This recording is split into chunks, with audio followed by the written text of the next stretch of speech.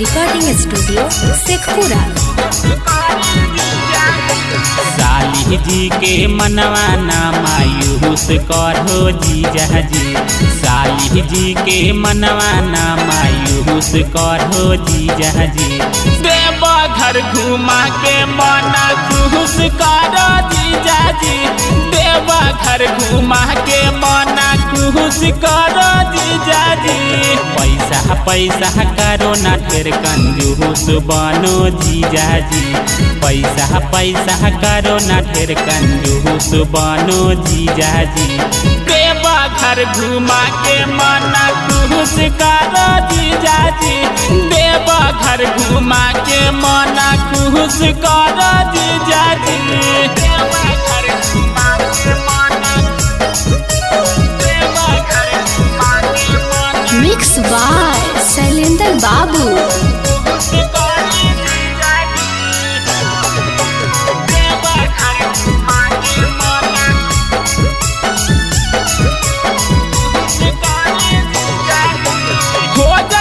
जब शादी हमारा मिल तो नया जादी जी, मौका है कई हमारो बाबा पजलवा तो चढ़वाई जी। हो जाई तो जब शादी हमारा मिल तो नया जादी जी, मौका है कई हमारो बाबा पजलवा दी चढ़वाई जी। कुछ दिन ले काम अपन पूस करो जीजा जी, कुछ दिन ले काम रूसा पूस करो जीजा जी। देवा घर घुमा के मना खुश करी जीजा जी, देवा घर घुमा के मना खुश करी जीजा जी। देवा घर घुमा के मना, देवा घर घुमा के मना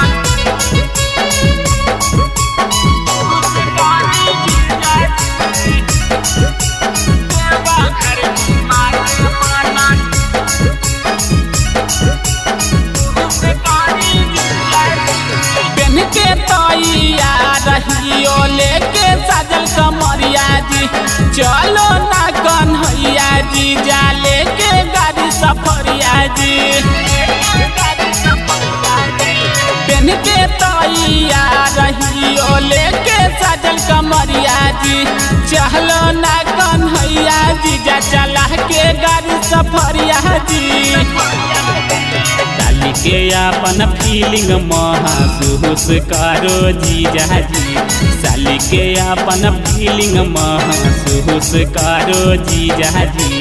देवा घर घुमा के मना खुश करो जीजा जी, देवा घर घुमा के मना खुश करो जीजा जी। माँ प्रतिमा रिकॉर्डिंग स्टूडियो शेखपुरा।